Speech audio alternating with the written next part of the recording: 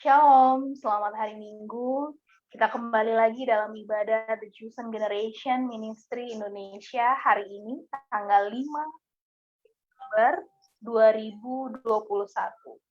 Hari ini kita akan dilayani firman oleh Saudara Framitangel dari Jakarta, dan juga kita akan mempunyai doa-doa khusus selama 1 bulan ini, sebagai akhir tahun kita menaikkan pokok-pokok doa dan apa yang menjadi kerinduan saudara-saudara terkasih, silahkan untuk message ataupun menghubungi kami melalui platform media sosial kami di FB Live ataupun juga di IG Chosen Generation Ministry.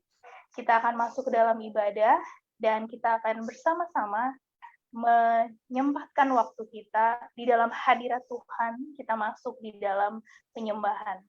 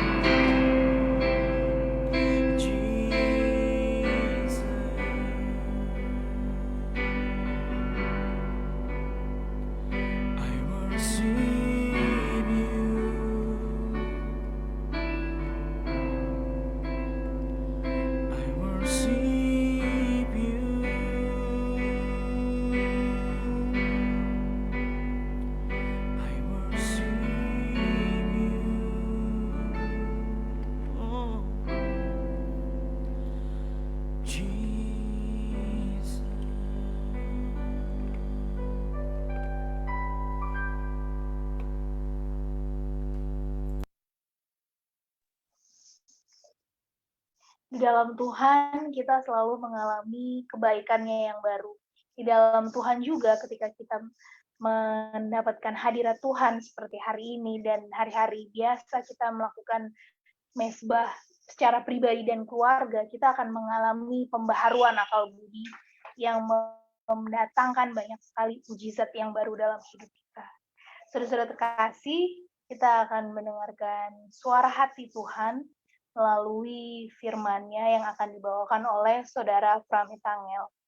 Saya berikan kesempatan dan waktunya.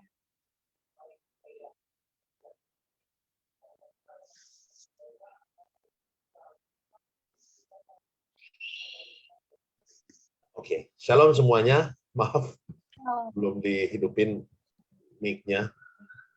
Terima kasih untuk kesempatan yang diberikan. Saya boleh kembali lagi sama-sama sharing firman Tuhan. Namun bukan saya yang sharing, tapi maksudnya mari kita sama-sama belajar mengenai apa yang menjadi topik kita yang diberikan kepada saya. Tema yang diberikan adalah kebaikan Tuhan, yaitu dalam bahasa Inggrisnya the goodness of God. Kalau kita lihat the goodness of God ini sangat luas sekali ya, sangat besar, sangat dalam. Namun ada beberapa hal yang ingin saya bagikan pada sore hari ini. Untuk itu, sebelum kita masuk lebih dalam lagi, mari kita sama-sama berdoa. Bapa, kami tahu kebaikan-Mu tak pernah habis dalam hidup kami. Dan kami mau sharing kebaikan-Mu sore hari ini. Biar Roh Kudus menerangi hati kami, baik yang berbicara maupun yang mendengar pada sore hari ini. Supaya kami tahu bahwa kebaikan-Mu itu memang betul-betul selalu tersedia untuk kami. Di dalam nama Tuhan Yesus, kami mengucap syukur. Haleluya. Amin. Baik Bapak Ibu, saya kembali akan membuka slide untuk mengenai kebaikan Tuhan. Ya, ini slide yang saya persiapkan. Mari kita lihat bersama-sama the goodness of God atau kebaikan Tuhan. Yang pertama, kalau kita lihat dalam Mazmur 33 ayat yang kelima, Mazmur 33 ayat yang kelima, dalam versi King James Version, itu dikatakan begini, Mazmur 33 ayat 5b, ya, yang belakang. The earth is full of the goodness of the Lord. Itu dalam versi King James.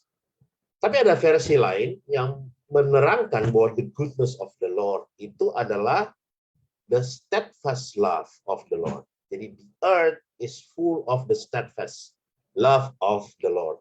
Apa ini steadfast love? Artinya kasih Tuhan yang tetap, yang tidak berubah-ubah.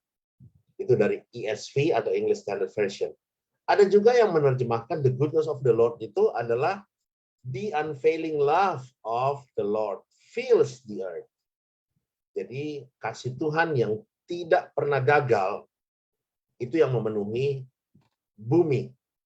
Tapi dalam terjemahan, dalam bahasa terjemahan Indonesia, terjemahan baru dikatakan Mazmur 33 ayat 5b dikatakan bumi penuh dengan kasih setia Tuhan. Jadi the goodness of the Lord itu atau kebaikan Tuhan ini berbicara juga tentang kasih setia Tuhan. Jadi perlu diingat bahwa kebaikan Tuhan ini berhubungan erat dengan kasih setia Tuhan. Ini ada satu ayat yang saya kutip, tapi nanti kita jabarkan bersama-sama. Ini terjemahan bebasnya atau paraphrase-nya. Setiap anugerah yang dirindukan dan bermanfaat datang dari surga. Anugerah itu seperti aliran terang sungai yang mengalir turun dari Bapa yang terang. Tidak ada tipu daya pada Tuhan. Tuhan tidak bermuka dua dan Tuhan tidak berubah-ubah. Jadi kalau kita lihat tadi bahwa kebaikan Tuhan atau the unfailing love itu adalah yang tetap, steadfast love, yang tidak berubah-ubah. Tuhan tidak pernah berubah. Tuhan itu selalu baik. Nah, ini yang ingin saya sharing sore hari ini, bahwa dikatakan di sini Tuhan itu tidak bermuka dua. Ya. Tidak, kadang-kadang Tuhan itu jahat, kadang-kadang Tuhan itu baik. Tidak. Tuhan itu selalu baik. Kita aja yang pikiran kita yang selalu memikirkan bahwa wah, Tuhan itu nggak baik, kadang-kadang tergantung daripada kita. Enggak, sudah, nanti kita akan lihat bagaimana kebaikan Tuhan itu menjangkau bahkan kepada orang yang belum percaya. Itu ada di Alkitab. Tapi sebelumnya mari kita belajar bersama-sama. Pentingnya memahami tentang kebaikan Tuhan.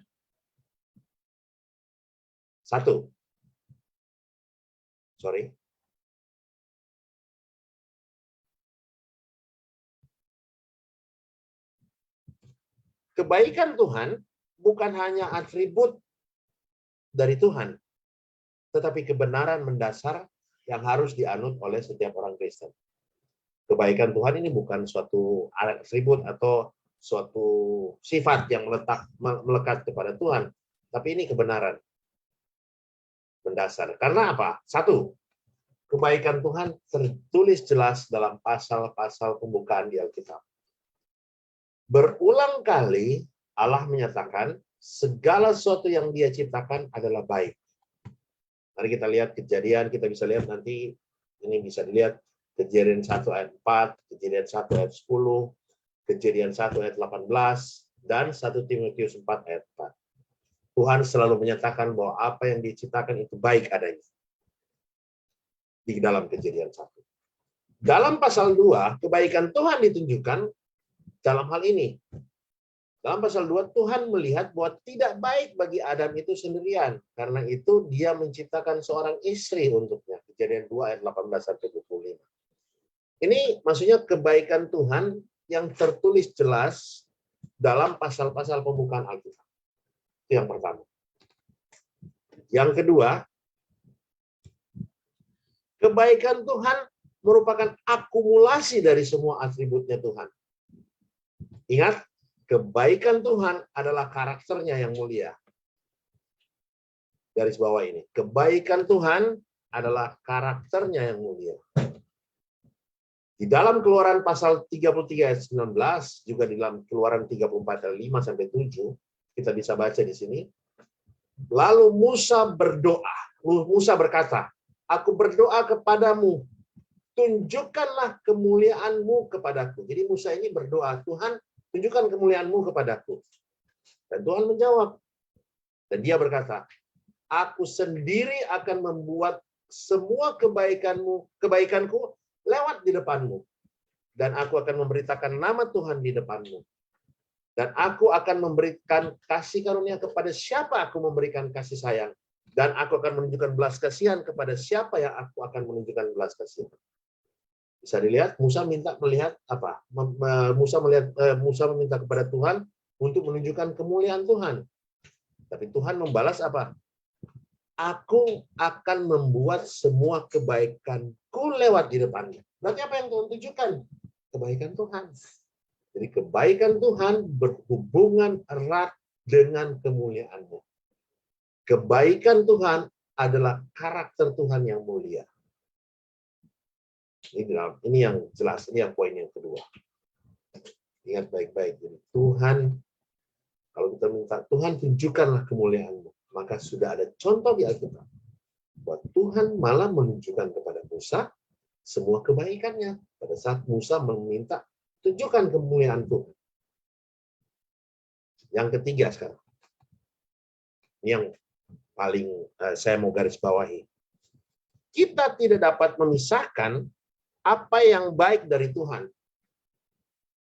Ya, kita tidak dapat memisahkan apa yang baik dari Tuhan. Artinya adalah, kita tidak dapat memiliki kebaikan tanpa Tuhan. Seperti halnya kita tidak dapat memiliki Tuhan tanpa kebaikan. Mungkin ini seperti permainan kata-kata, tetapi kalau kita renungkan, apapun yang kita lakukan, kebaikan apapun yang kita lakukan, itu tidak akan dapat dipisahkan dari Tuhan sebenarnya. Dan Tuhan itu, kita tidak dapat miliki Tuhan, kita bilang, oh kita punya Kristus, kalau kita tidak memiliki, kalau Tuhan itu tidak ada apa namanya, tidak baik. Hanya Tuhan saja yang baik. Hanya Tuhan saja yang baik. Kebaikan kita adalah dalam Alkitab dikatakan semua yang kita lakukan itu seperti kain kotor. Kalau kita hanya melakukan dari diri kita sendiri. Hanya Tuhan yang baik. Dalam Mazmur 16 ayat 2 dikatakan, Engkau adalah aku berkata kepada Tuhanku, tidak ada yang baik bagiku selain Engkau. Ini mungkin ada sedikit kesalahan penulisan. Tapi yang tidak, aku berkata kepada Tuhan, tidak ada yang baik bagiku selain Engkau. Jadi hanya ada Tuhan yang baik.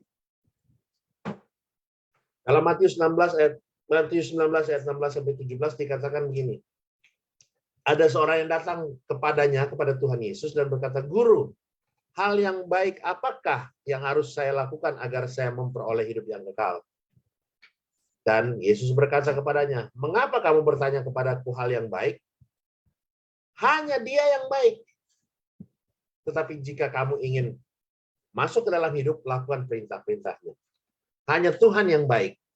Tidak ada yang satupun di dalam dunia ini yang dapat menandingi kebaikan Tuhan. Karena yang tadi poin yang kedua adalah Tuhan, kemuliaan Tuhan adalah kebaikan itu sendiri. Ini yang hanya Tuhan yang baik. Bapak Ibu, kadang-kadang kita berpikir, oh kadang-kadang Tuhan nggak baik. Kadang-kadang Tuhan tidak baik tergantung daripada kita. Mari kita lihat jawabannya ini. Allah adalah sumber dari segala sesuatu yang baik. Yakobus 1 ayat 17 berkata, setiap pemberian yang baik dan setiap anugerah yang sempurna datangnya dari atas. Diturunkan dari Bapa segala terang, itu dalam coba parafrase yang pada mulai awal dari renungan kita. Padanya tidak ada perubahan. Allah itu tidak berubah. Kita yang berubah-berubah. Allah itu tidak pernah berubah. Oh, kadang-kadang dia baik, kadang-kadang dia nggak baik, kadang-kadang dia baik. Kita yang berubah, pikiran kita yang berubah. Allah tidak ada perubahan. Setiap pemberian yang baik, apa yang kita terima setiap yang baik? Nafas hidup setiap pagi. Apa yang kita terima yang baik? Kita bisa menerima, kita bisa berjalan. Bahkan saya pernah katakan dalam suatu renungan yang beberapa waktu sebelumnya, coba Anda renungkan. Mari kita sama-sama, termasuk saya juga yang bicara ini, diingatkan kembali. Bahkan untuk mengedipkan mata, kita butuh Tuhan. Kadang-kadang kita bicara tentang kebaikan Tuhan, nanti kalau ada mujizat yang besar. Kalau kita dapat pertolongan yang besar, kita diberkati secara materi. Orang kalau sering ngomong secara materi, nggak apa-apa. Kita sembuh secara mujizat dari kanker. Tetapi, pernahkah kita merenungkan bahwa kebaikan Tuhan untuk kita mengedipkan mata, kita butuh Tuhan. Bahkan, sini saya juga diingatkan, saya menghela nafas, tarikan nafas, kita butuh Tuhan. Makanya setiap pemberian yang baik dan setiap anugerah yang sempurna, itu hanya datang dari Tuhan. Apa yang kita boleh coba bikin list? Apa yang kebaikan Tuhan? Itu Tuhan, walaupun itu datang dari orang ataupun datang dari pekerjaan kita, itu semuanya dari Tuhan. Tuhan pakai semuanya itu. Dan padanya tidak ada perubahan. Tuhan itu nggak berubah-berubah. Nggak ada maksud, orang sekarang bilang nggak ada modus. Tidak ada modus pada Tuhan. Tidak ada pertukaran. Tuhan selalu memberikan yang terbaik. Dan yang sempurna. Jadi kadang-kadang saya boleh katakan di sini secara terbuka bahwa kesakitan itu tidak datang dari Tuhan. Segala malapetaka itu tidak pernah datang dari Tuhan. Kenapa? Kalau kesakitan itu datang dari Tuhan, kenapa Yesus datang untuk menyembuhkan semua orang? Tuhan datang untuk menyembuhkan semua orang. Kalau ada yang bilang Tuhan datang, oh sakit ini dari Tuhan. Maaf, saya dengan berani menyatakan di sini bahwa kesakitan, setiap yang sakit itu bukan berasal dari Tuhan. Karena Yesus sendiri yang menyembuhkan.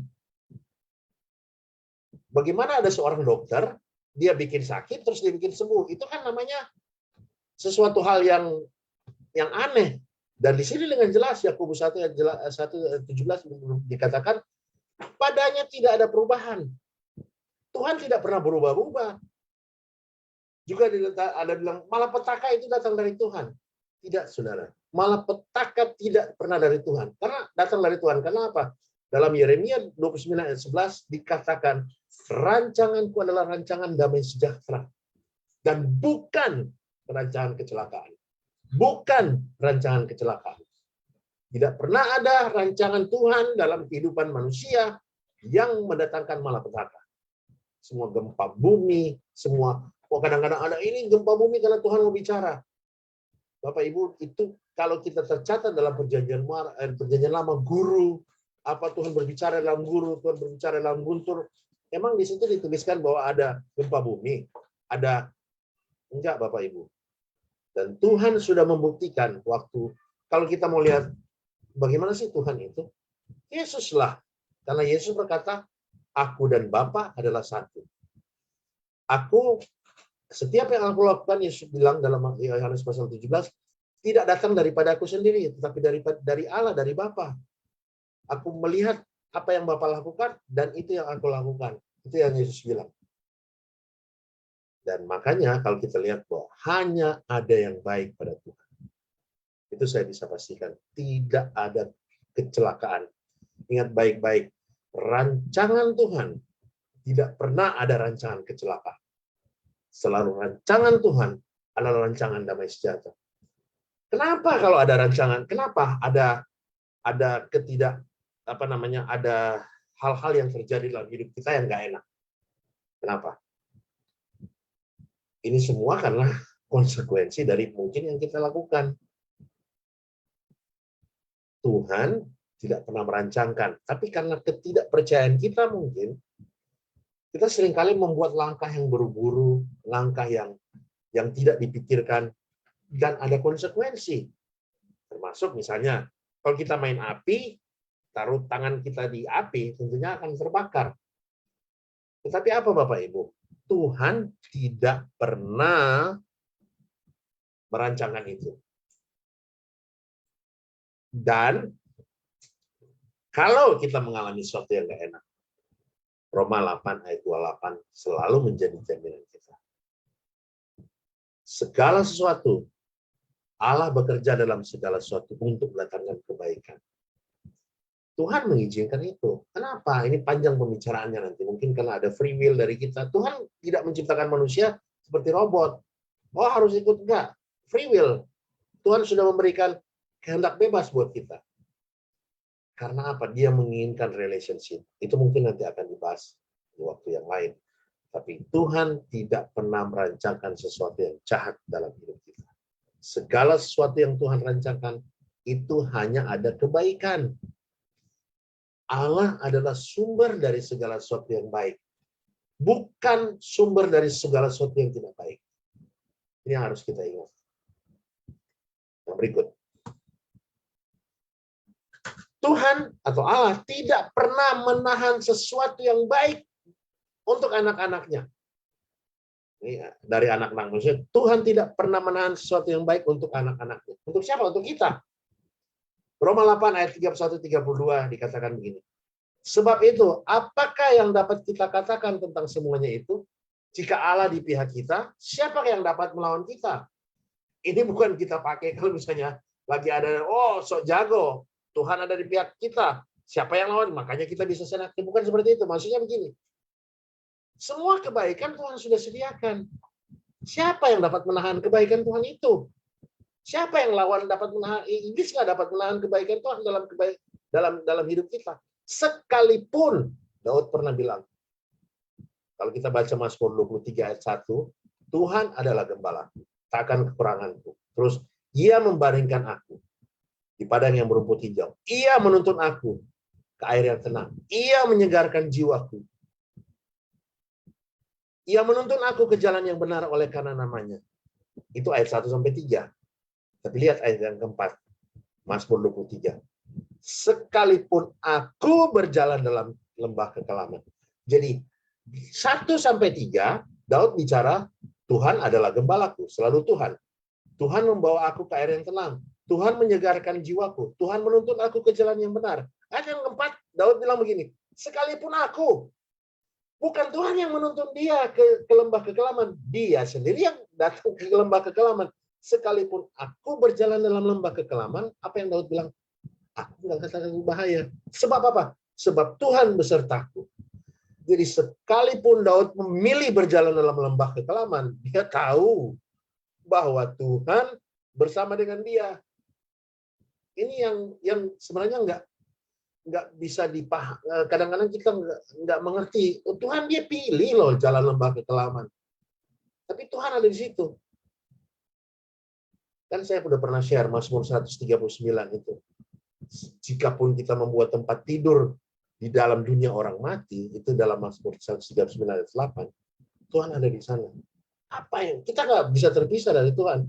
Kebaikan Tuhan nggak bisa ditahan untuk anak-anaknya. Nanti saya akan share di bagian terakhir. Kenapa? Apa yang kita butuhkan untuk menerima kebaikan Tuhan? Kebaikan Tuhan sudah tersedia untuk kita semua. Apa yang kita butuhkan? Nanti kita akan share. Lanjut. Ia yang tidak menyayangkan anaknya sendiri, Yesus sudah mati di kayu salib, bagaimana mungkin ia tidak mengaruniakan segala sesuatu kepada kita bersama-sama dengan dia? Tuhan nggak pernah, Tuhan sudah karuniakan segala sesuatu. Kita, pikiran kita. Makanya di Korintus bilang, taklukkanlah pikiran kita kepada pikiran Kristus. Filipi 4 ayat 8 selalu berkata, segala sesuatu yang baik, segala sesuatu yang mulia, segala sesuatu yang adil, segala sesuatu yang sedap didengar, pikirkanlah semuanya itu. Segala sesuatu itu berawal dari pikiran. Ya, saya juga mengalami, Bapak Ibu. Hari-hari ini sedang mengalami sebuah pergumulan yang berat. Dan kuncinya cuma satu, di pikiran. Saat kita berpikir segala sesuatu itu nggak bisa jadi stres sendiri. Tapi pada saat berpikir bahwa Tuhan bersama-sama, Tuhan yang menyelesaikan, dan bahkan bukan akan, dia sudah menyediakan, kita mau percaya apa enggak gitu loh. Dan saya udah bilang bahwa itu kuncinya, percaya. Dari beberapa sharing yang pernah saya sharing di Chosen Generation atau Chosen Generation ini, kuncinya cuma satu. Kita orang percaya, dibilang orang Kristen adalah orang percaya, sebenarnya lebih banyak nggak percayanya. Kuncinya memang di situ. Percaya atau nggak percaya. Kita mau menikmati segala kebaikan Tuhan. Kebaikan Tuhan sudah tersedia. Pada saat dia mati di kayu salib, dan dia bilang, sudah selesai. Apa yang sudah selesai? Tuhan Yesus sudah memenuhi segala tuntutan hukum Taurat. Tuhan Yesus sudah memenuhi segala tuntutan, segala hukum. Dan dia bilang, sudah selesai. Kita mau percaya atau enggak untuk menikmati semuanya itu? Kadang-kadang ya itu, kita harus dibuat mentok sampai ke tembok. Baru kita bilang, Tuhan, aku percaya kepadamu. Itu manusia. Tapi nggak apa-apa, tetap Tuhan menyayangi kita. Itu. Jadi, Tuhan tidak pernah menahan segala sesuatu yang baik untuk anak-anaknya. Ini harus kita ingat. Dua hal ini. Yang pertama tadi, Tuhan adalah sumber dari segala sesuatu yang baik. Dan yang berikut adalah Tuhan tidak pernah menahan kebaikan dari anak-anaknya. Tuhan sudah kasih yang terbaik buat kita. Apa? Yesus. Waktu alam turun menjadi manusia, dia berkorban. Itu yang terbaik. Mau apa yang lain? Ada yang bilang begini. Ada yang di Alkitab pun tertulis, Yesus mengalami semua kelemahan kita. Masa sih? Iya. Waktu Yesus lahir, ini sudah mau dekat Natal. Pernahkah kita merenungkan bahwa Yesus pernah jadi bayi? Kita selalu mengagungkan bahwa Yesus itu Tuhan. Yap, 100% Tuhan. Tapi dia juga 100% manusia. Pada saat dia lahir sebagai bayi, dia butuh apa? Butuh digendong. Dia sesuatu orang yang menjadi orang yang seperti kita, lemah. Makanya Filipi 2 bilang begini, dia tidak pernah menganggap kesetaraan dengan Allah sebagai milik yang harus dipertahankan. Dia mengambil rupa seorang hamba, lahir dari seorang manusia. Dia butuh air susu ibunya, dia butuh gendongan, dia butuh dibesarkan, dia butuh makanan dari bapak dan ibunya. Dia merasakan, pernahkah kita merenungkan kalau kita sudah mendekat Natal ini, mari kita renungkan bahwa Yesus itu memang benar-benar pernah menjadi seperti kita. Butuh orang lain. Waktu dia masih bayi, dia masih anak-anak.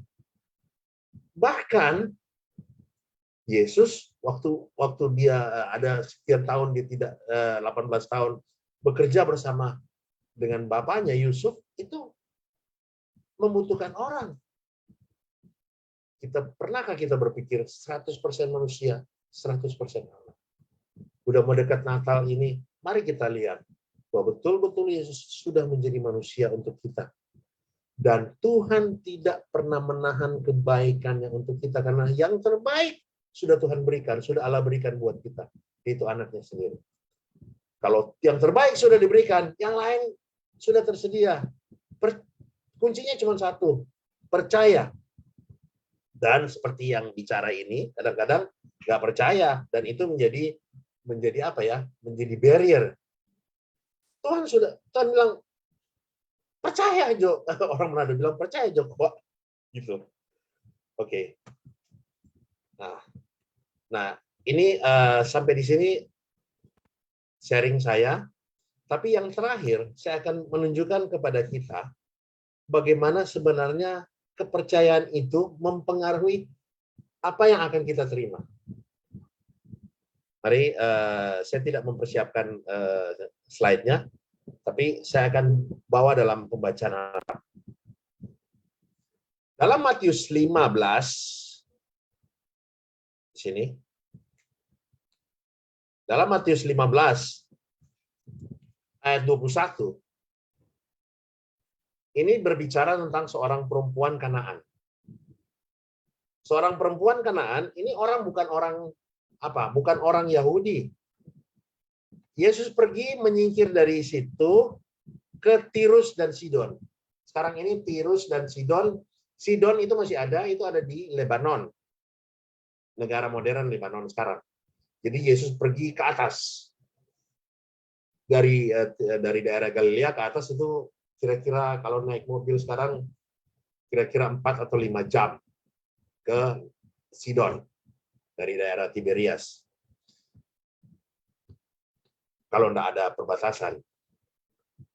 Lalu Yesus pergi dari situ, maka datanglah seorang perempuan Kanaan dari daerah itu dan berseru, "Kasihanilah aku ya Tuhan, anak Daud, karena anakku perempuan kerasukan setan dan menderita." Tetapi Yesus sama sekali tidak menjawabnya. Bayangkan Bapak Ibu. Dia datang, "Kasihanilah aku Tuhan, anak Daud, anakku perempuan kerasukan setan dan sangat menderita." Kalau kita datang saat ini, "Kasihanilah aku Tuhan, anak Daud, karena anakku sakit, karena aku butuh pertolongan, karena ada masalah keluargaku." Tapi apa? Yesus sama sekali tidak menjawabnya. Ini suatu hal yang aneh, paradoks ya, paradoks. Lalu murid-muridnya datang dan minta kepada Yesus, "Suruhlah ia pergi dari mengikuti kita, ia mengikuti dan berteriak-teriak." Berarti perempuan ini terus-menerus mengikuti Yesus sambil berkata, "Kasihanilah aku Tuhan anak Daud, kasihanilah aku Tuhan anak Daud, kasihanilah Tuhan aku ya Tuhan anak Daud." Kenapa Yesus tidak merespon? Ayat 24. Dijawab Yesus, "Aku diutus hanya kepada domba-domba yang hilang dari umat Israel." Ini sangat ini ada orang yang butuh pertolongan. Tapi Yesus hanya jawab seperti itu. Tapi perempuan ini mendekat dan menyembah dia sambil berkata, "Tuhan, tolonglah aku." Bapak Ibu lihat, ayat 22 dan ayat 25 ada perbedaan perkataan. "Kasihanilah aku Tuhan, anak Daud." Ini perempuan Kanaan, bukan orang Yahudi. Ayat 25, ayat 24 Yesus bilang, "Aku datang kepada domba-domba yang hilang umat Israel." perempuan ini sadar, dia bukan orang Israel. Jadi perempuan ini pertama datang, seakan-akan dia mengakui Yesus anak Daud. Dan perkataan ini hanya berasal dari orang Yahudi. Jadi maksudnya begini, perempuan ini berpura-pura seperti orang Yahudi. Tapi Yesus tahu. Pada saat dia ubah tonnya, Tuhan tolonglah aku. Dia cuma bilang, Tuhan, singkat, tolonglah aku. Dari sini Bapak Ibu kita bisa lihat bahwa mari kita datang. Rasa percaya kita datang kepada adanya. Ada banyak orang yang bilang gini, kamu nggak boleh mengeluh kepada Tuhan. Kamu nggak boleh marah kepada Tuhan. Bapak Ibu, baca Mazmur pasal 3. Baca Mazmur pasal 13. Catat ya, Mazmur pasal 3, pasal 13. Ada banyak lagi yang lain, tapi yang saya ingat, Mazmur pasal 3, 13. Itu keluhan Daud, bahkan Daud sempat marah. Kita datang kepada Tuhan apa adanya. Nggak usah berpura-pura kepada orang lain. Nggak usah berpura-pura sebagai orang lain. Apa yang menjadi latar belakang kita? Datang kepada Tuhan. Apa mau pakai bahasa Jawa, mau pakai bahasa Manado, mau pakai bahasa apa? Silakan. Tuhan mengerti semua bahasa. Nggak perlu berbicara Tuhan ini enggak. Nanti mungkin pada waktu-waktu yang datang, bahkan teriakan kita, itu adalah doa Bapak Ibu. Nggak usah berpura-pura, mari kita datang kepada Tuhan. Tuhan tahu apa yang menjadi kebutuhan kita. Dia sudah sediakan. Dia mau kita percaya dan ini datang sebagai apa adanya, bukan berpura-pura sebagai identitas orang lain. Kalau kita sebagai orang keturunan apapun, datang. Di sini dikatakan perempuan Kanaan itu berkata, kasihanilah Tuhan anak Daud. Tuhan nggak gubris. Tapi pada saat dia bilang, Tuhan tolonglah, Tuhan baru di ayat 28 dia bilang begini, hai ibu, besar imanmu, maka jadilah kepadamu seperti yang kau kehendaki. Dan seketika itu juga anaknya sembuh. Kebaikan Tuhan dapat dinikmati pada saat kita percaya bahwa Yesus betul-betul baik. Bahwa Yesus Tuhan itu hanya ada yang baik. Tidak ada sesuatu apapun yang jahat kepadanya. Dan kita datang, rasa percaya kita membuat kita bisa datang kepada Yesus dengan apa adanya. Ini jadi pelajaran juga buat saya. Hari-hari ini ada pergumulan berat yang saya hadapi. Saya belajar bahwa untuk percaya itu memang betul-betul pikiran kita yang mempengaruhi. Saya nggak tahu apa dengan saudara, tapi dari saya ada area yang harus saya percaya betul-betul 100% kepada Tuhan. Dan di situ saya melihat bahwa Tuhan tidak pernah meninggalkan anak-anaknya. Tuhan bahkan sudah sediakan. Pada saat kita percaya, kita bisa melihat, oh iya, seperti Elisa kan. Elisa waktu dia dikepung, hambanya bilang begini, Tuhan, ini ada banyak orang yang mengepung. Elisa cuma berdoa, celikanlah mata hambaku. Waktu hambanya dicelikan oleh Tuhan, oh ternyata lebih banyak yang pasukan lebih banyak yang ada di sekeliling Elisa daripada apa yang datang menyerang. Itu kadang-kadang kita, rasa percaya kita, bukan rasa percaya kita mengubah kebaikan Tuhan, enggak. Kebaikan Tuhan sudah ada, rasa percaya kita membuat kita bisa menikmati semua kebaikan yang Tuhan sudah sediakan. Ini yang menjadi tema renungan kita sore hari ini.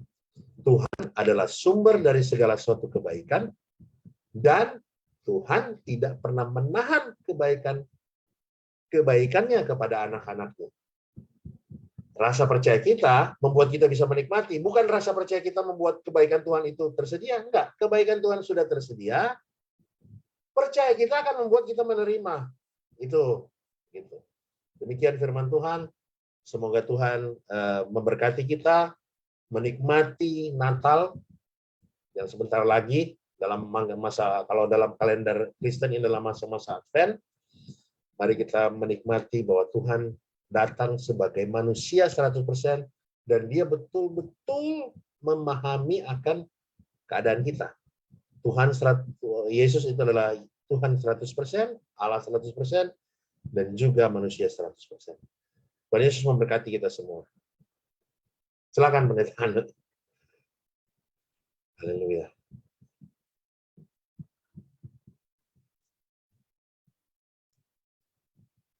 Mungkin speaker.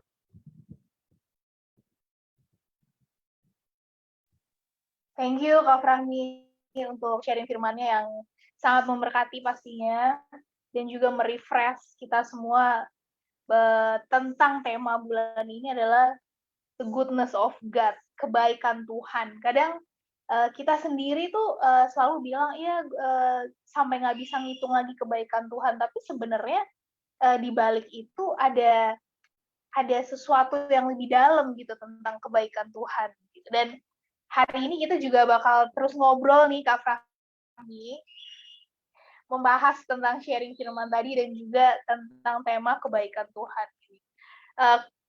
Halo Kak, ya. Yes. Menurut Kak Fahmi sendiri nih, sebenarnya apa sih standar kebaikan Tuhan menurut orang Kristen tuh apa sih yang selama ini bisa dibilang orang Kristen tuh menjadikan itu standar tuh apa?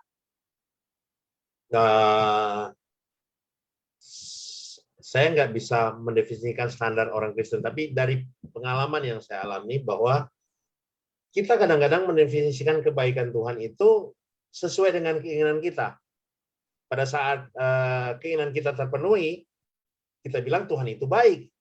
Pada saat keinginan kita tidak terpenuhi, kita bilang, wah Tuhan lagi nggak baik nih, gitu loh.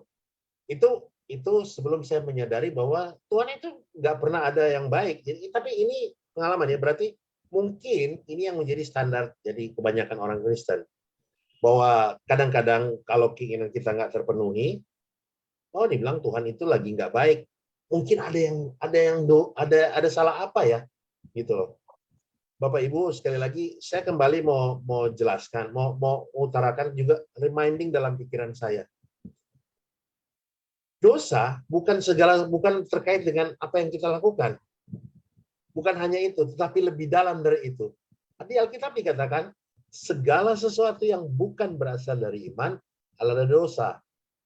Kita nggak pernah luput dari perbuatan dosa, Bapak Ibu. Bahkan orang yang sudah menjadi Kristen nggak pernah luput.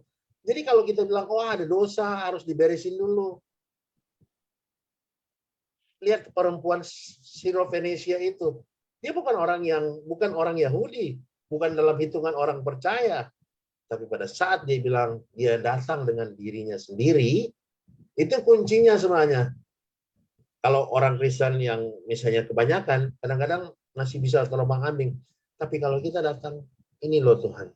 Udah apa ya dibilang, sudah mentok dengan ininya kita gitu loh. Jadi akhirnya mau nggak mau datang dengan dirinya sendiri. Itu sih panjang sebenarnya, banyak hal yang perlu ini, tapi mungkin dari pengalaman saya, definisi kebaikan Tuhan itu kadang-kadang orang Kristen mendefinisikan dengan, oh kalau Tuhan penuhi keinginan saya, Tuhan baik. Kalau Tuhan nggak penuhi keinginan saya, mungkin Tuhan lagi nggak baik. Itu aja sih yang mungkin terjadi gitu. Jadi sering dikategorikan bahwa itu tuh kebaikan Tuhan itu yang bisa dilihat, Ya. yang bisa dilihat, yang bisa dirasa, yang bisa dinikmati, bukan behind that, bukan proses di balik itu, bukan sesuatu yang sedang Tuhan rekayasa, sedang Tuhan proses segala macam. Dan banyak banget kan Kak Fahmi stigma orang Kristen deh ini di antara kita, apalagi bisa dibilang orang-orang pelayan Tuhan lah gitu. Yang kadang-kadang kita suka ngomong gini, iya diberkatin tuh kayak gini. Terus si orang ini ngomong, gampang banget ngomong diberkatin, doain orang segala macam. Nyatanya hidup, kalau orang Jakarta bilang, nyatanya hidup lo masih gitu-gitu aja, nggak berubah-berubah juga. Lo doain orang kesembuhan, tapi lo sakit. Lo doain orang dilimpahi berkat segala macam, tapi lo sendiri secara kasat mata, secara finance juga masih tidak diberkati Tuhan. Bukan tidak diberkati, tetapi tidak berkelimpahan Ya, seperti betul. yang dijanjikan. Banyak tagline dan iman firman Tuhan gitu. Mereka jadi mendefinisikan itu dalam kategori itu gitu. Betul. Dan itu sering banget kita dengar gitu ya. Ya kalau memang hidup di dalam Tuhan diberkatin, pastinya kelihatan dong, ada buktinya. Yap. Ya kan? Ada Ya. buktinya, selalu ngomonginnya tentang firman Tuhan, selalu ngomonginnya ini, tapi nyatanya contohnya masih punya utang di mana-mana, masih susah makan, masih ini, masih Betul. padahal katanya pelayanan segala macam. Ini kan sebenarnya sebuah stigma ataupun yang sering banget kita dengar, dan itu akhirnya jadi penggiringan. Betul. Jadi akhirnya membuat banyak orang mempertanyakan keimanan masing-masing. Ya, betul. Dan itu juga saya alami gitu loh. Ya kan, maksudnya kita pun kadang-kadang berada di titik itu kayak ngerasa, apa iya ya gue aku nih bikin sesuatu yang buruk sehingga Tuhan marah, sehingga nggak diberkatin, terus segala macam. Jadi kadang-kadang pembicaraan yang seperti itu akhirnya menggiring keimanan banyak orang Kristen. Nah, ini kan yang perlu hari-hari ini, apalagi di situasi seperti saat ini ya Kak ya. Yang perlu kita sebagai media untuk menyampaikan kabar baik, kita sebagai media platform untuk menyampaikan kebenaran firman Tuhan, kita harus hold them back, kita harus sama-sama mengajak mereka berpikir kembali di dalam ruang kebenaran yang benar, tanpa kita harus kayak enggak, kita bukan bilang itu salah, tetapi ketika itu udah terlalu sering didengungkan, jadi akhirnya telinga orang Kristen ini jadi menganggap ya itulah yang kebenaran. Betul. Padahal sebenarnya itu enggak. Karena tidak ada satupun hal yang bisa mendefinisikan standar kebaikan Tuhan. Betul. Benar dong. Setuju. Bahkan even di dalam sebuah orang dunia menganggap itu kesusahan, seperti contohnya penyakit, mungkin orang itu akan menganggap sebuah kesusahan, bukan kebaikan Tuhan, tetapi dari kacamata Tuhan itu adalah kebaikan Tuhan. Membuat dia selalu melekat sama Tuhan, rajin berdoa, dan sebagainya. Karena Tuhan tahu kalau misalnya pribadi ini punya kesembuhan yang maksimal, dia pasti jauh dari Tuhan. Nah, kadang-kadang hal-hal seperti itu kan kita nggak tahu cara pikir Tuhan, karena kita memang nggak akan pernah tahu. Betul, betul. Gitu. Makanya minggu yang pernah saya bilang bahwa kita nggak pernah dapat menyelami, kan tema bulan lalu bilang bahwa mengerti Tuhan. Kita nggak bisa mengerti 100% karena dia memang Tuhan, gitu loh. Kita hanya bisa percaya kepadanya. Nah, terkait dengan yang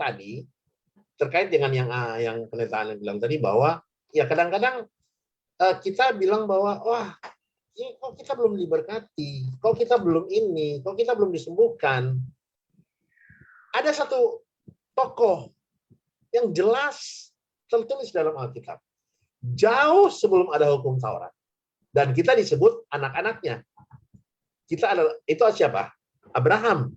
Yes. Tuhan belum ada hukum Taurat waktu itu. Mari kita lihat, ada satu ayat yang ingin saya sharingkan. Saya akan sharing ya, screen-nya. Ya. Bisa lihat di sini, Keluaran 20 ayat 17 dan 18. Lalu Abraham berdoa kepada Allah, dan Allah menyembuhkan Abimelek dan istrinya, dan budak-budaknya perempuan, sehingga apa? Mereka melahirkan anak. Sebab tadinya Tuhan menutup setiap perempuan di istana Abimelek karena Sarah istri Abraham itu. Kejadian pasal 21 ayat 1. Setelah Abraham berdoa, apa yang Tuhan memperhatikan Sarah seperti yang difirmankannya. Tuhan melakukan Sarah seperti yang dijanjikannya, maka apa? Mengandunglah Sarah. Bisa dilihat ini, mengandunglah Sarah dan ia melahirkan seorang anak laki-laki. Kadang-kadang kita fokus kepada manifestasi. Iya, benar. Sering manifestasi kita fokus. Tapi dari kisah Abraham ini kita bisa lihat, Abraham ini seperti hipokrit. Apa ya? Seperti orang munafik. Berdoa kepada seorang yang mandul, padahal istrinya sendiri mandul. Iya kan? Dia berdoa kepada Tuhan untuk istri daripada seorang raja kafir, Abimelek, padahal dia sendiri istrinya mandul. Itu yang coba ditanamkan oleh iblis. Nama Ibrani daripada iblis yang saya baca adalah Hasyatan atau the accuser. Pendakwa. Memang Rasul Paulus kan bilang dia pendakwa. Selalu dia mendakwa kita, kamu belum begini, kamu belum begitu. Senjatanya dia kan memang mendakwa. Gitu loh. Ya, di sini ada pengacara. Senjatanya iblis adalah pendakwa. Dia menjadi seorang pendakwa. Dia bilang, belum melakukan ini, belum melakukan itu. Tapi Abraham, coba lihat, Abraham ini contoh yang baik. Bahkan sebelum ada hukum Taurat, Abraham berdoa untuk istri seorang raja yang bukan orang percaya. Tuhan bukakan kandungan istrinya. Padahal apa? Sarah istrinya sendiri sudah bertahun-tahun tidak melahirkan anak. Ini bisa dibilang seperti kalau sekarang munafik loh. Lu berdoa buat orang yang supaya diberkati, lu sendiri belum diberkati. Kan seperti itu. Tapi Abraham menjadi contoh buat kita. Tetap terus. Tahu nggak 24 tahun Abraham menunggu manifestasinya. 24 tahun. Total. Dia menunggu manifestasi Tuhan, baru Tuhan melahirkan anaknya. Bahkan Sarah sudah bilang begini, ambil aja istri orang lain, Hagar, kan? Untuk jadi istrimu, dan dia mengandung seorang anak. Gitu. 24 tahun Abraham menunggu janji Tuhan dari Kejadian pasal 12, 15 sampai akhirnya Kejadian pasal 21. Itu ada 24 tahun Abraham menunggu. Jadi bayangkan bagaimana Abraham menunggu dan dia tetap mendoakan orang yang istri daripada orang yang mandul, istrinya sendiri mandul. Ini yang sering terjadi. Kita belum menerima manifestasi, kita nggak pede, tapi marilah kita belajar dari Abraham. Menjadi pede bahwa Tuhan sudah menyediakan dan saya tetap melakukan firman Tuhan. Maksudnya, amin. Percaya kepada Tuhan. Percaya, kuncinya memang percaya sih. Itu yang saya selalu ingatkan kepada diri saya sendiri. Ayo percaya kepada Tuhan. Ayo percaya kepada Tuhan. Kita sering dibilang orang percaya, tapi seringnya juga nggak percaya itu. Gitu. Itu aja sih yang ingin saya sharingkan tambahan. Banyak juga nggak apa-apa. Karena definisi kata percaya itu sendiri kalau buat orang Kristen tuh ngeri-ngeri sedap, susah-susah gampang. Kalau giliran pas lagi kelihatan mata diberkatin, ya dia percaya Tuhan Yesus baik, God is good all the time, firman Tuhannya selalu yang merciful gitu, selalu yang oke.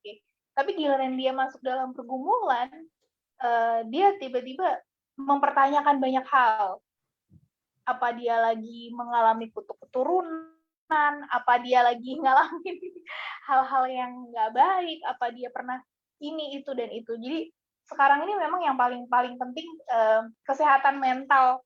Bukan betul. Kesehatan mental, bukan cuma kesehatan mental secara duniawi, tapi kesehatan mental secara rohani, spiritual, itu yang paling penting. Kalau kita nggak sehat secara spiritual, ya udah, habis.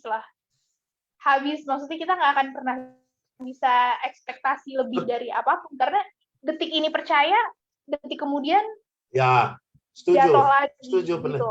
Bener kan? Ya, setuju. Dan itu tuh sekarang yang lagi dihembuskan sama semua media, bahkan media Kristen. Iya, media Kristen pun juga. Baru lihat YouTube kemarin bahwa profesi atau nubuatan untuk 2022. Hati-hati dengan ini, hati-hati dengan itu. Waduh. Iya. Ya, udah. Saya udah nggak mau, nggak diterusin lagi untuk dengerin gitu loh. Mendingan dengerin firman Tuhan gitu loh. Ya. Jadi artinya apa ya? Dunia ini memang senang dengan hal-hal ketakutan, termasuk yang varian baru, Omikron dan segala macam. Memang nggak masalah, tetapi artinya apa ya? Membuat orang lupa dengan kebaikan Tuhan. Ya seperti Abraham ini contoh, kita harus belajar sebenarnya. Makanya kenapa saya bilang Abraham ini penting untuk dipelajari. Saya pernah ungkapkan. Kenapa? Dia hidup sebelum ada hukum Taurat. Dia hidup sebelum ada hukum Taurat. Dan perpuluhan daripada Abraham pun, persembahan dari Abraham pun jauh sebelum ada hukum Taurat. Jadi belajar dari Abraham gitu loh. Dia diberi bapak orang beriman, tapi 24 tahun dia menunggu. Dan dia seperti orang munafik. Dia berdoa untuk orang yang mandul, padahal istrinya mandul. Itu kan sama seperti kita. Kalau kita pergi ke orang sakit, oh Tuhan sembuhkan ini penyakit ini, lo sendiri masih sakit. Lo sendiri belum diberkati, lo sendiri masih kekurangan. Kenapa harus berdoa? Tapi Abraham adalah menjadi contoh kita, dan itu benar-benar apa ya, membuka mata rohani saya sebenarnya kalau diingatkan terus-menerus. Jangan fokus kepada masalah tahun 2020 mau jadi apa. Ya ada seorang yang bilang kepada saya pernah begini, seorang yang sudah selesai dengan dirinya sendiri nggak akan fokus kepada yang lain gitu loh. Nah, sebenarnya ya itu ya kita melihat kepada Yesus saja segala kebaikannya. Tapi inilah pentingnya untuk selalu diingatkan setiap saat. Karena pendetaannya bilang detik ini percaya, detik berikutnya jatuh. Nggak masalah, tetapi harus terus diingatkan.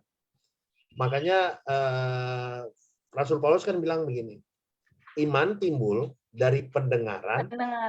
Dan pendengaran. Jadi bukan hanya satu kali, berulang-ulang kali. Di-repeat terus gitu loh. Dengar dan dengar. Jadi jangan dengar lagi yang buruk-buruk. Renungkan dan perkatakan apa yang baik. Dengar yang baik. Dengar. Itu memang jadi pergumulan dunia sekarang sih. Dunia sekarang penuh dengan apa ya? Penuh dengan berita buruk, penuh dengan hidup kita penuh dengan kadang-kadang angin-anginan. Kalau seperti tadi pendeta bilang, kalau kita lagi berkati semangat. Kalau kita lagi jatuh, lagi ngalamin gak enak, jadi lemas gitu loh. Sebenarnya belajar dari Abraham, dia istrinya mandul, dia tetap doain orang yang mandul kok. Apa salahnya? Bukan urusan gua mau bikin dia sembuh atau enggak. Bukan urusan gua untuk Tuhan membuat orang berkati. Itu urusan Tuhan. Yang penting saya melakukan firman Tuhan. Saya tetap mengingat akan kebaikan Tuhan. Itu aja sih. Sama halnya ketika aku membahasakan ini secara logika duniawi ya Kak ya.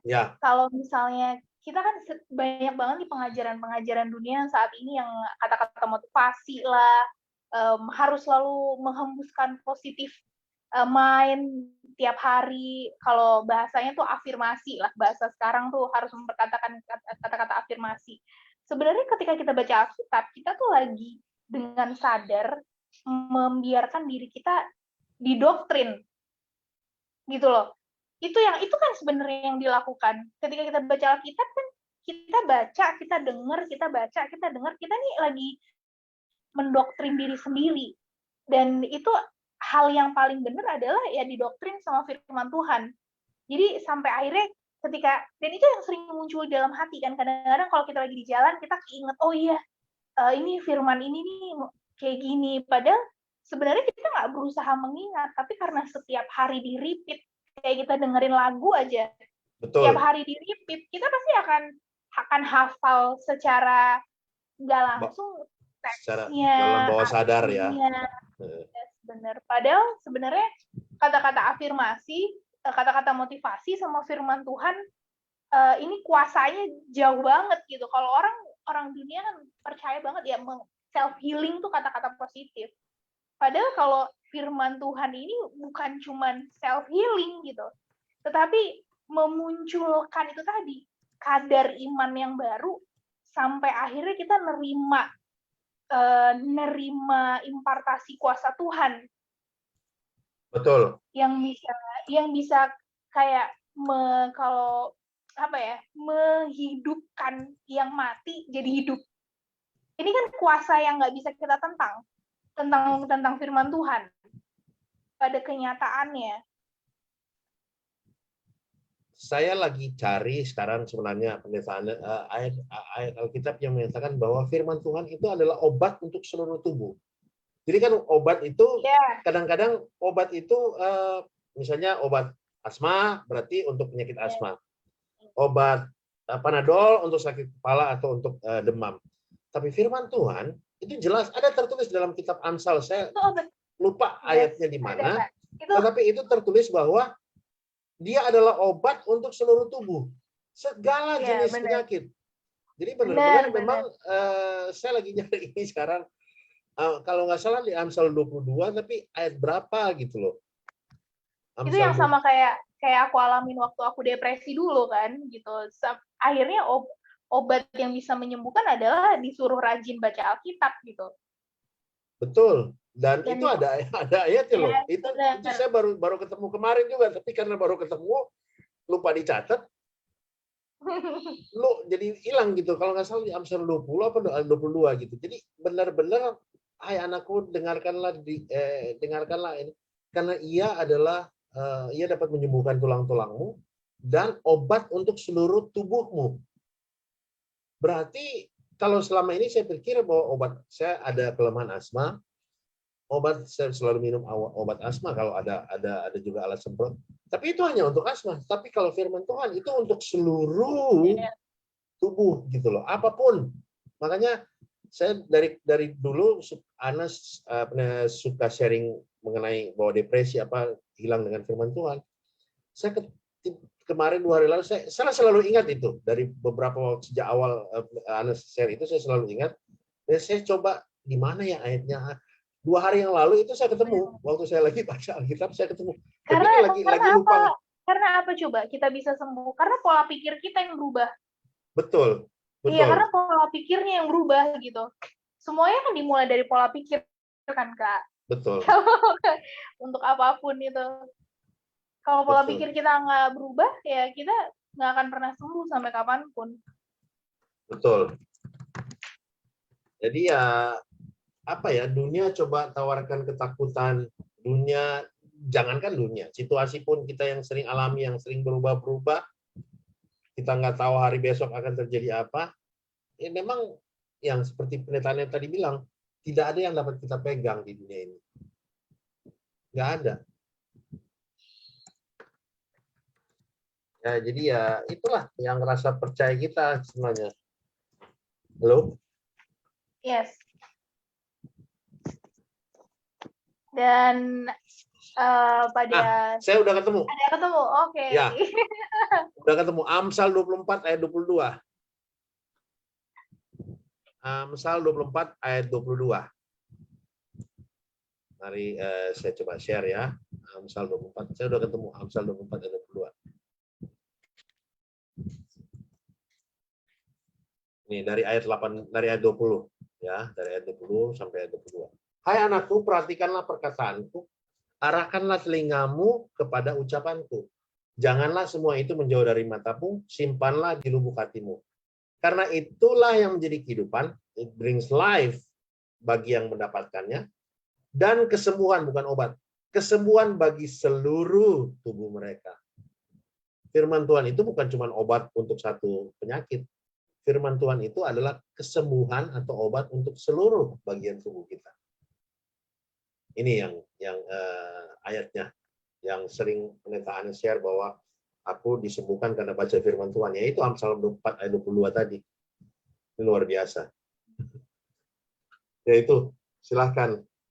Itu makanya di akhir tahun ini kita harus benar-benar memahami tentang hal ini tuh benar-benar harus kita refresh terus, Kak, gitu. Supaya di akhir tahun ini kita benar-benar duduk di kaki Tuhan, kita tahu apa yang udah kita alamin the whole year, dan tahun depan ini kita bisa masuk di tahun yang baru dengan segala itu di kebaikan Tuhan.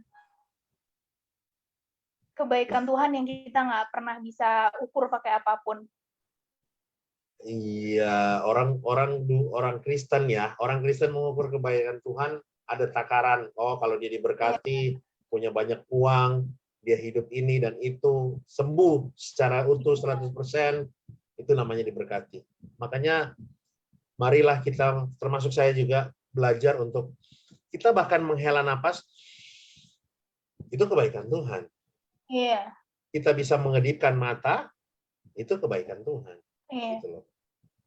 Itu aja sih. Nanti mungkin Bahkan ada orang yang suka bilang kayak gini, gimana saya mau memberkati orang saya aja belum diberkatin, gitu kan.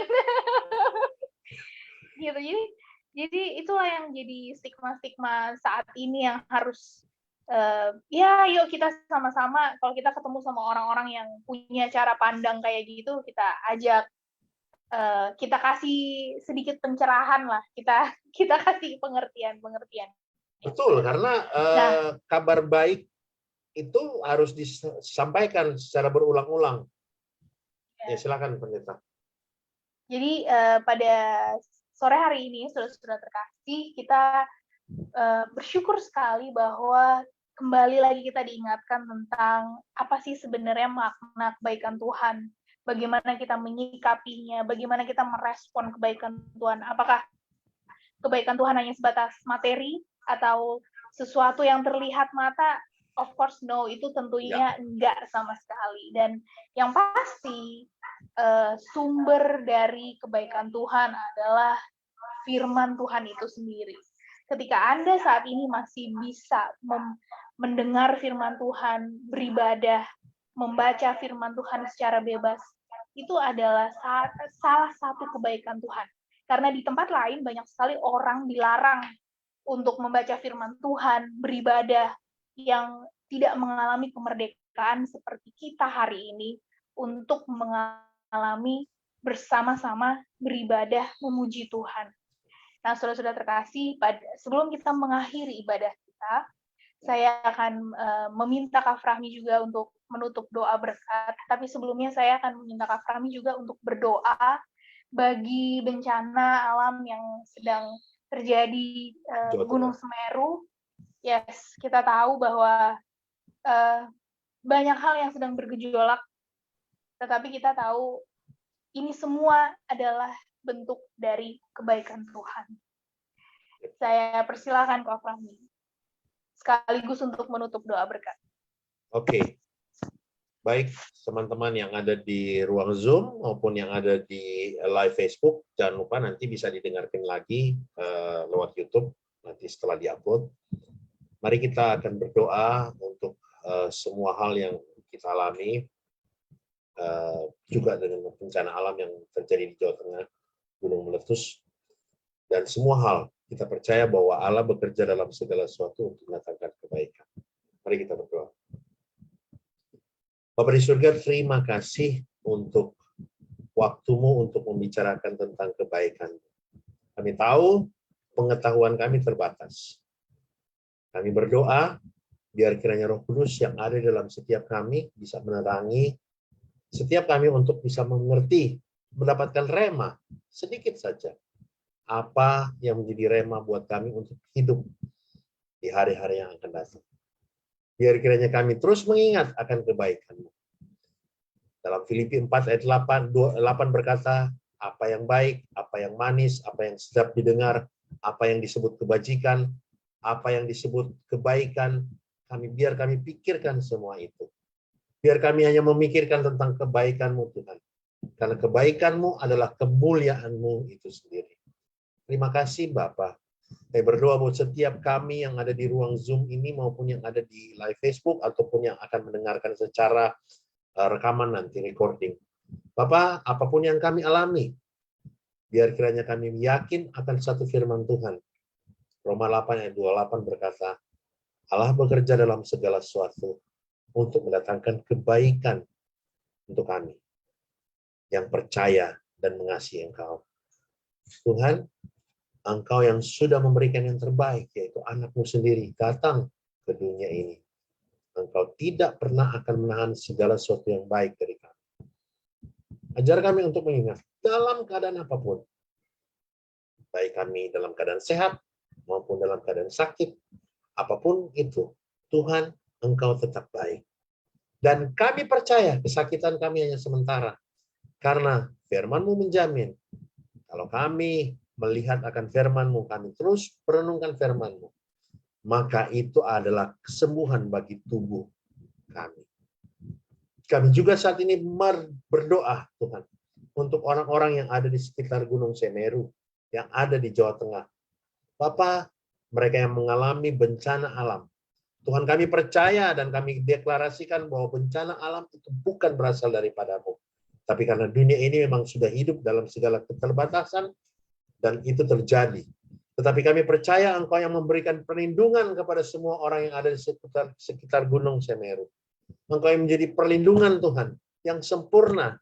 Mazmur 91, orang yang duduk dalam lindungan yang maha tinggi, yang bermalam dalam naungan yang maha kuasa akan berkata kepada Tuhan, tempat perlindunganku dan kubu pertahananku adalah Allahku yang kupercayai. Biar itu Tuhan menjadi kubu pertahanan, tempat perlindungan buat orang-orang yang ada di sekitar Gunung Semeru Tuhan. Siapapun itu mereka, kami berdoa saat ini Tuhan, perlindungan Allah yang sempurna terjadi buat mereka yang ada di sekitar Gunung Semeru yang sementara meletus. Dan biarlah Tuhan Engkau mengubah itu untuk mendatangkan kebaikan buat semua orang yang ada di sekitar Gunung Semeru. Akan ada kesaksian demi kesaksian. Kami percaya Engkau akan membangkitkan orang-orang yang percaya kepadamu. Bahkan anak-anak-Mu menjadi semakin kuat dan percaya bahwa Tuhan Engkau menolong mereka. Terima kasih ya Pak. Demikian juga dengan Indonesia. Apapun yang terjadi Tuhan, kami percaya Engkau berkuasa atas semua kejadian-kejadian. Untuk kami akan masuk dalam Natal, perenungan Natal Tuhan.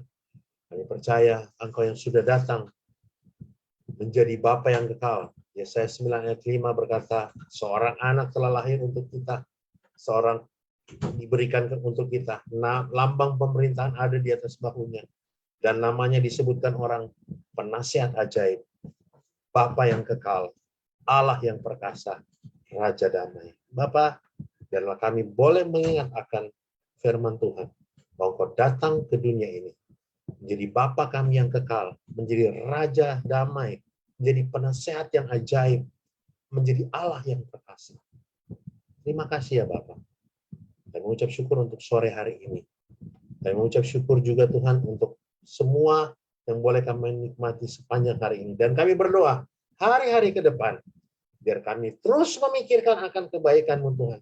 Pikiran kami, hati kami dipenuhi oleh firman Tuhan, bahwa Tuhan tidak pernah meninggalkan kami. Terima kasih Bapa. Mari arahkan tangan kita, arahkan hati kita kepada Tuhan untuk menerima berkat Tuhan.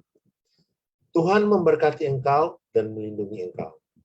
Tuhan menyinari engkau dengan wajah-Nya dan memberi engkau kasih karunia. Tuhan menghadapkan wajah-Nya kepadamu dan memberi engkau damai sejahtera. Terimalah berkat Tuhan, Allah Bapa, Anak, dan Roh Kudus, di dalam nama Tuhan Yesus Kristus. Mari sama-sama katakan, amin. Demikian ibadah kita sudah selesai hari ini. Biar kiranya kita merenungkan firman Tuhan bisa ditonton. Sekali lagi, iman timbul dari pendengaran dan pendengaran. Khotbah yang bulan lalu mungkin bisa didengar lagi, mendatangkan iman buat kita. Khotbah yang hari ini didengarkan lagi, mendatangkan iman buat kita. Terima kasih. Saya serahkan kepada pendeta. Amin. Happy Sunday. Happy Sunday semua. God bless you. Terima kasih. Sampai See you ketemu. next week. Thank you Kak Fahmi. Ya, sama-sama. Tuhan berkati. Bye. Bye.